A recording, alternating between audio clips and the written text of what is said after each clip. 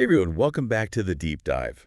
We all want to understand things on a deeper level, right? And sometimes we just don't have the time to go through all the dense material out there. That's Absolutely. what we're doing here, right? Taking these big topics and kind of distilling them down so we can all walk away a little bit smarter. Exactly. Today we're diving into something called Interpretative Phenomenological Analysis, or IPA for short. Yeah. And it's really all about getting to the heart of how someone experiences a big life event, how they make sense of it. We've got two main guides for this deep dive: Interpretive Phenomenological Analysis, Theory, Method and Research, and Introduction to Phenomenology. Focus on methodology. That's right. These sources are really great because they give us both a theoretical and a practical understanding of IPA. Okay, so let's break this down a bit. What is IPA in simple terms? Um, IPA is essentially about exploring how people make sense of their lived experiences, particularly those experiences that are really significant for them and that cause them to kind of reflect on things. So it's not just about what happened, but it's about how the person interpreted what happened and the meaning that they draw from it. And a really key point about IPA is that the researcher is actually interpreting the participant's interpretation. Whoa, so it's like double interpretation going on there. Exactly, a double hermeneutic, as it's sometimes called. Okay, I like that, a double hermeneutic. Yeah, So the person's trying to make sense of their experience, and then the researcher's trying to make sense of the way they're making sense of it. precisely. Okay, got it. You mentioned three key ideas that kind of underpin IPA: Mm. phenomenology, hermeneutics, and idiography. So let's start with phenomenology. What does that really mean? Well, phenomenology is a philosophical approach that's really all about examining experience as it occurs and on its own terms. And a key figure in phenomenology is Edmund Husserl, a German philosopher. He famously said that we need to go back to the things themselves. Back to the things themselves. Yeah, and what he meant by that is that we should try to understand an experience without imposing our own preconceived ideas or biases on it. Okay, I think I get that. So it's about really seeing things as they are without all our baggage getting in the way. Exactly. And Husserl talked about a really important concept called intentionality. Intentionality, like doing something on purpose. Kind of, but in this context, it means something a bit different. It refers to the idea that our consciousness is always directed towards something. Towards something. Yeah, there's always an object of our awareness. So think about remembering a specific car that you once owned. Okay, Your consciousness in that moment is directed at that car, at your memory of it. So for phenomenologists, every experience is intentional in this way. And Sarah Ahmed, a contemporary feminist philosopher, points out that the meaning of an experience arises from how we're oriented towards an object. It's not just the object itself, but our particular relationship to it. Okay, so my unique perspective, my feelings, my memories associated with that car all contribute to its meaning for me. Absolutely. And that's really important for IPA because it emphasizes that personal, subjective element of experience. Makes sense. So Husserl was looking at experience in a very specific way, but didn't he also talk about more general experiences, things that might be true for everyone? Yeah, he did. Husserl was often interested in identifying the essential structures of consciousness, what makes an experience for any human being. Right. But IPA is more focused on understanding the particular experiences of specific people. Gotcha. So that's a key difference there. Yeah. Now, another important figure in phenomenology is Martin Heidegger.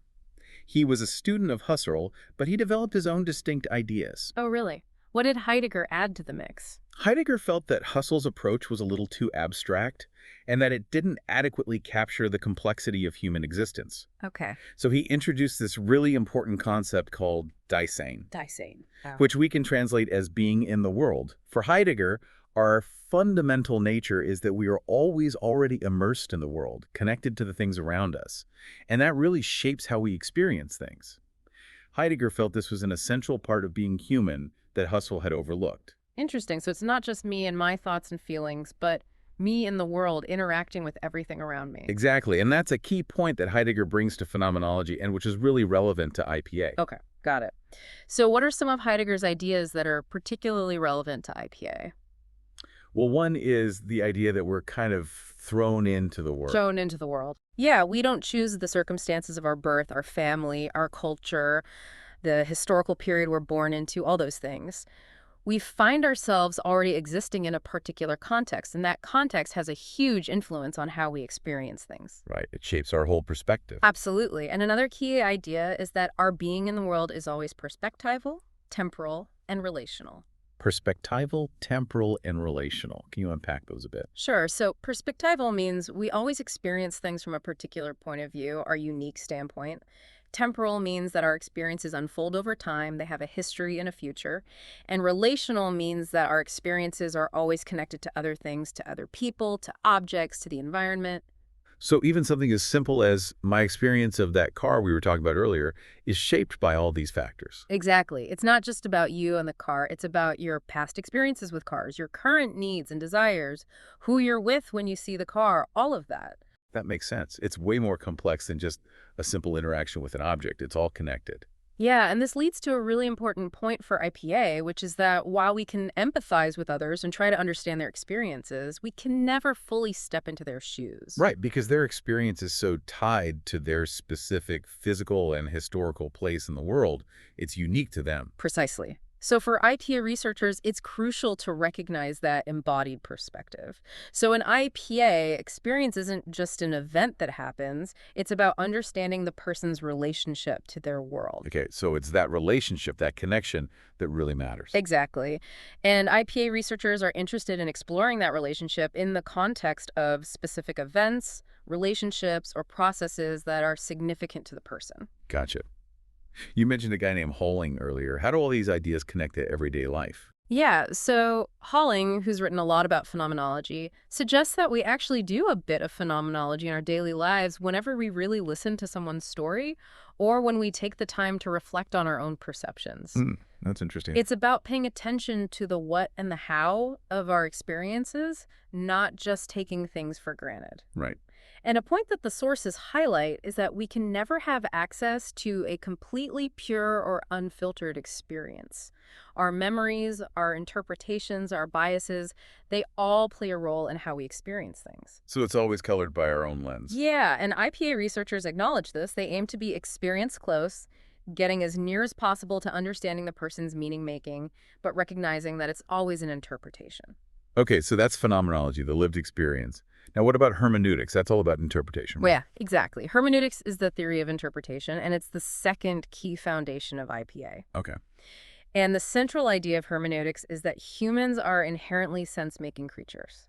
We're always trying to figure things out. Exactly. So when someone tells us about their experience, their account is already their attempt to understand what happened. And that brings us back to the double hermeneutic. Right, those layers of interpretation. Yeah, the researcher is trying to interpret the participant's interpretation. Got it.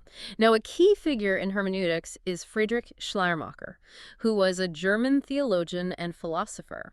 He was one of the first to think systematically about interpretation as kind of skill, something we do all the time. Like a craft or an art form almost. Exactly. And he talked about two types of interpretation. Grammatical interpretation, which is about understanding the words themselves, and psychological interpretation, which is about understanding the speaker's thoughts and intentions. Okay, so getting into their head a bit. Yeah, and Schleiermacher saw interpretation as involving intuition and understanding, not just following rules. He even proposed that through really detailed analysis, an interpreter could understand the speaker better than he understands himself. Wow, that's a pretty bold claim. How could someone else possibly understand me better than I understand myself? Well, it's a provocative idea, but it suggests that by carefully analyzing someone's words and actions, you might be able to pick up on patterns or insights that they themselves aren't consciously aware of. Okay, I see. So it's like bringing an outside perspective to the table. Yeah, and that's something that IPA researchers are trying to do. They're bringing their own knowledge and expertise to bear on the participant's account. Gotcha. Now, how did Heidegger contribute to the idea of interpretation? Heidegger added another layer of complexity to this by looking at the relationship between interpretation and what he called understanding. For understanding. Yeah, it's the idea that we always approach an interpretation with some existing understanding or knowledge that shapes how we make sense of things. We can't just empty our minds and start from scratch. Right. We all have our own biases and preconceptions. Exactly, and Heidegger argued that we might not even be fully aware of our foreunderstanding until we're in the process of interpreting something. So it's not a one-time thing, it's an ongoing process. Okay, so that makes bracketing, that idea of setting aside our preconceptions, a lot trickier than it sounds. Yeah, Heidegger saw bracketing as something that's always partially incomplete. It's an ideal we strive for, but we can never fully achieve it. So it's about being as aware as possible of our biases Hmm. and trying to minimize their influence, but recognizing that we can't eliminate them completely. Exactly. Now, Hans-Georg Gadamer, another German philosopher, built on Heidegger's ideas. He emphasized that understanding is an ongoing process.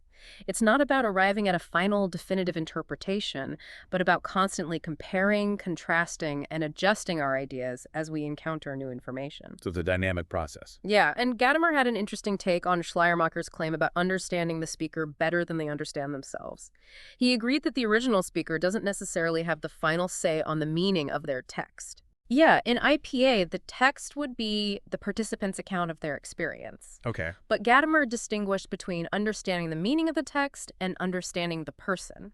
For him, the goal of interpretation isn't to perfectly recreate the original experience or to get inside the speaker's head, but to learn something new from it in the present moment. So it's about bringing our own perspective and our own understanding to the table. Yeah, interpretation is always connected to the time and place in which it's happening.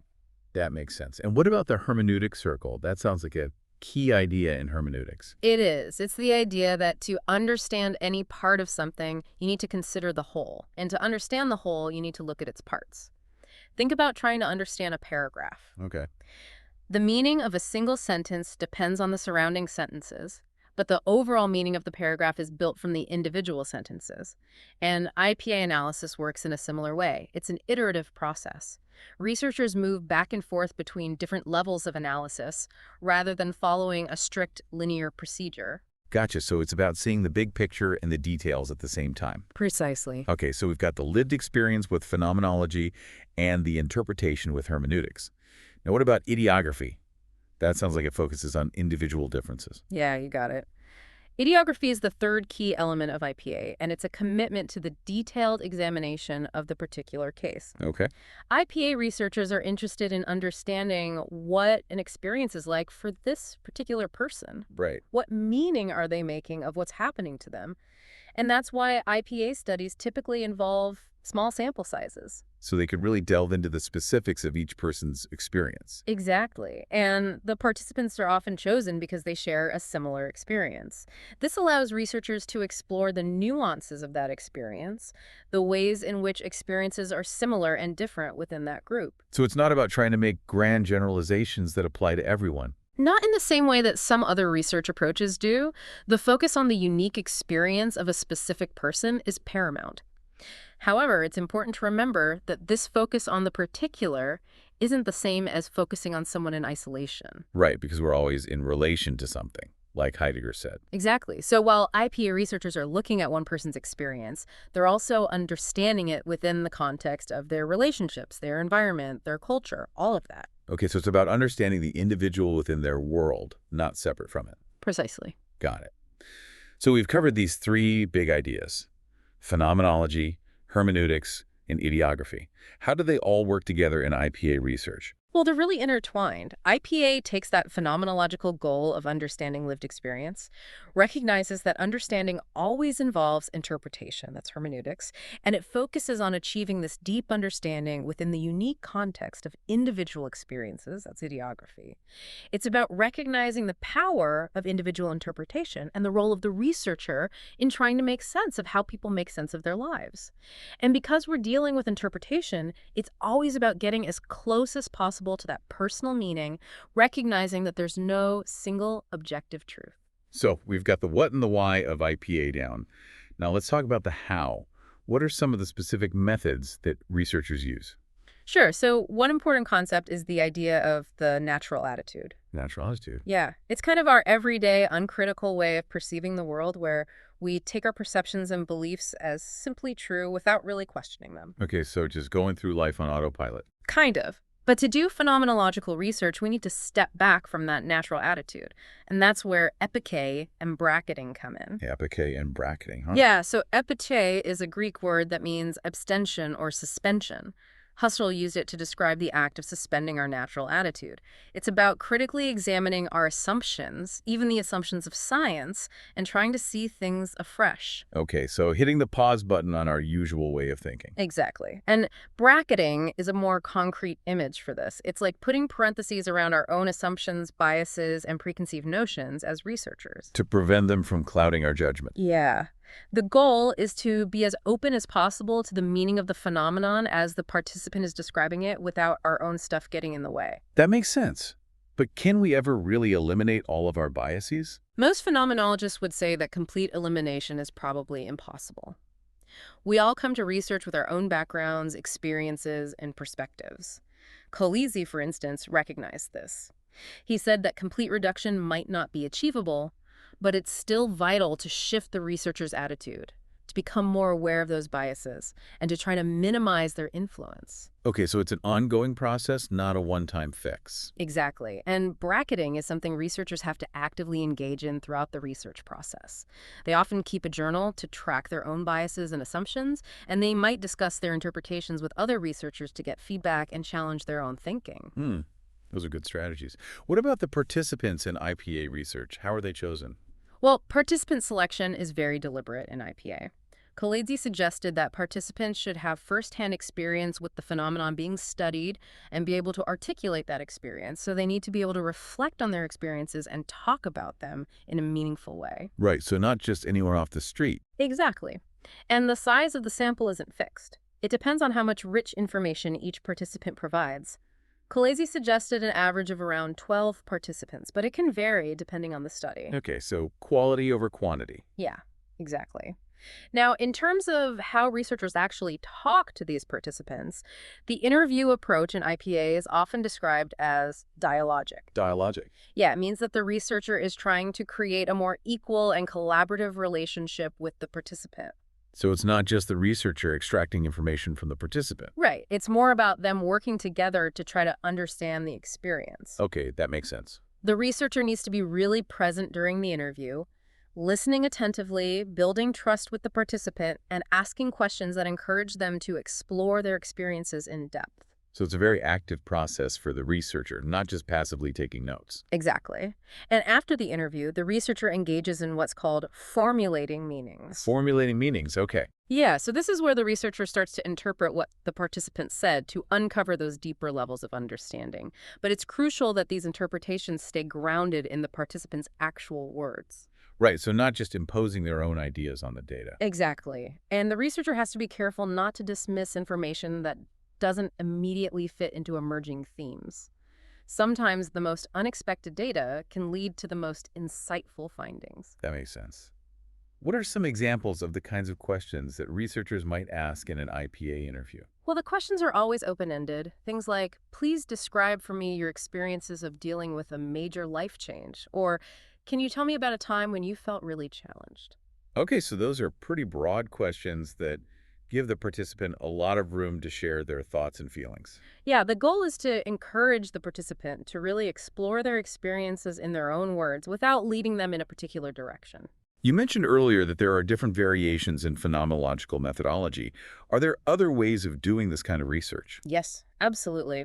While the core principles are similar, different phenomenological approaches emphasize different aspects of the process. Oh. So, for example, Georgi, an American psychologist, developed a descriptive phenomenological method. And he saw reduction, that process of bracketing our assumptions, as actually increasing the researcher's presence and focus on the participant's experience. Okay, so it's not about eliminating ourselves entirely, but about directing our attention in a very specific way. Exactly. And then there's Van Manen, a Dutch philosopher and educator who's developed a really influential approach called hermeneutic phenomenology. Hermeneutic phenomenology. Yeah, so Van Manen focuses on explaining life as it is lived and trying to grasp the essence of a phenomenon. He sees reduction not just as a technique, but as a fundamental attitude towards the world. And bracketing, for Van Manen, involves examining existing knowledge to gain phenomenological insights. It's not about ignoring what we already know, but about reflecting on it critically. He emphasizes that we're always reflecting on lived experience after it's occurred, so the researcher's trying to understand how the participant made sense of the experience as they were living it. Interesting. So it's about understanding that process of meaning making. Yeah. And Van Manen doesn't think there's a magic number of participants needed to fully understand a phenomenon.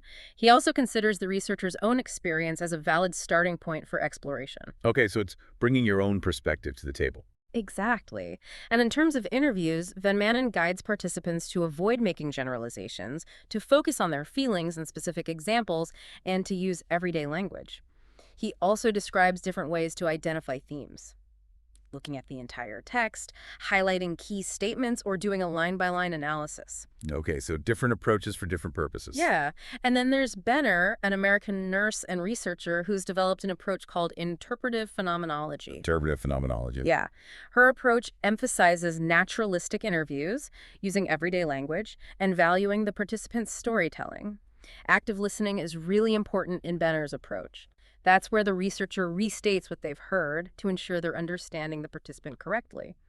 And she also encourages multiple interviews with the same person to build rapport and get a deeper understanding of their experiences. So it's about building that relationship and really listening carefully. Yeah, and Benner often uses small group interviews as well. Group interviews, interesting. Yeah, it's a way to enrich the data by seeing how participants interact with each other and how their shared experiences emerge through their conversations. And Benner advocates for something called expert consensual validation. Expert consensual validation. Yeah, it means that experts in the field review the researcher's interpretations to make sure they're supported by the data and align with existing knowledge. Okay, so it's like a peer review process for qualitative research. Kind of, yeah. It's about ensuring the rigor and trustworthiness of the findings. Yeah, makes sense. And then there's IPA itself, the main focus of our deep dive. Right. So Smith, Flowers, and Larkin's IPA builds on all of these ideas, but with a particular emphasis on the participant's own personal experience, a very deep level of interpretation, and a detailed examination of each individual account. Okay, so it's going really deep into those individual experiences. Exactly. And IPA is firmly rooted in phenomenology, hermeneutics, and idiography. The research questions tend to be very focused, and the sample sizes are typically small and homogeneous, maybe 3 to 6 participants for a student project, for example. Gotcha. Data collection usually involves semi-structured interviews, so there's a set of questions, but there's also room for the participant to go off on tangents and share whatever feels relevant to them. Right, so a good balance of structure and flexibility. Yeah. And the analysis in IPA follows specific steps. The researcher reads and rereads the transcripts, makes notes about what stands out, develops emergent themes from each participant's account, and then looks for connections across those themes. So it's a very iterative process. Yeah, and the researcher is encouraged to ask critical questions about the data and to identify what are sometimes called gems. These are particularly powerful statements from participants that offer a lot of insight into the phenomena. Okay, so it's about finding those nuggets of gold in the data. Exactly. Now, compared to some other phenomenological approaches, IPA is more focused on the close analysis of individual experiences. Georgie's method, for example, is more interested in the general structure of the phenomenon. IPA also suggests dividing the transcript into descriptive, linguistic, and conceptual parts during analysis to help with interpretation. Gotcha, so it's a very fine-grained approach. Yeah, it's about really paying attention to the details and nuances of each person's experience. Okay, so that's a great overview of the different methodologies. Now, if someone wants to conduct their own IPA research, what are some key things they should keep in mind? Well, first off, crafting good interview questions is crucial. They need to be open-ended, usually around 6 to 10 questions for a 45 to 90-minute interview, and they should encourage the participant to explore their experience without leading them in a particular direction. Right, so no leading questions. Exactly. And it's really important to become very familiar with your interview guide and to conduct pilot interviews. This helps you refine your questions and practice your interviewing technique. That's good advice. Practice makes perfect. Yeah, and during the actual interview, the focus needs to be on attentive listening and probing. Probing. Yeah, it's about asking follow-up questions that encourage the participant to elaborate on interesting points that they bring up. So it's a two-way conversation, not just a Q&A session. Exactly. And it's a good idea to transcribe that first interview before conducting any more. That way you can review your approach and make any necessary adjustments to your questions or your listening style. Okay, that makes sense. Now, in IPA, the analysis focuses on the meaning of what's being said. So you don't necessarily need a detailed transcription of every pause or and ah. However, you should note any significant nonverbal cues that contribute to the meaning. So like if someone starts crying when they're talking about a particular experience, that might be worth noting. Yeah, exactly. It adds context and depth to their words. What happens after the analysis is done, when it's time to write up the research? Well, the write-up typically has a few key sections. The introduction explains why this topic is important to study, gives a concise and critical review of the relevant research, highlights how this study adds to our understanding of IPA, identifies the specific question or issue the study addresses, and clearly states the research question or questions. Okay, so setting the stage for the reader. Exactly. And then the methods section provides a step-by-step account of how the research was carried out. So all the nitty-gritty details. Yeah, things like the research design, how participants were selected, information about those participants, how the interview guide was developed, what the interview process was like, and the steps involved in the analysis. And it's important to write the method section in a clear, concise, and direct way. Okay, so no flowery language, just the facts. Exactly. Now, in IPA, it's common to have separate sections for the findings and the discussion. So the findings section presents the results of the analysis, while the discussion section interprets those findings and discusses their broader implications. Okay, so breaking it down for the reader. Yeah, it's about making the findings accessible and meaningful. Great. Any final words of advice for someone considering using IPA? Yes, definitely consult those primary sources, go back to the original writings of the specific method you're interested in, and really try to understand the underlying philosophy. Also, when you're preparing participants for interviews, make sure to give them clear information about what to expect and encourage them to share specific examples. It can be helpful to ask them about a typical day related to the phenomenon you're exploring. That often elicits detailed descriptions. And lastly, pay attention to how participants are expressing themselves and to any nonverbal cues that might add to your understanding. That's great advice. This has been such an insightful deep dive into IPA. It's fascinating how it combines philosophical ideas with practical research methods to really understand the richness and complexity of human experience. Absolutely. And it's a powerful tool for exploring those significant life events and making sense of how people find meaning in their lives. So as you've been listening, think about a significant experience in your own life.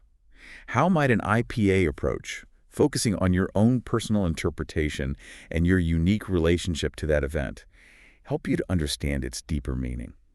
We encourage you to learn more about phenomenology and IPA. It's a journey of discovery that can lead to some profound insights. It certainly can. Thanks for joining us on the deep dive. Thanks for having me.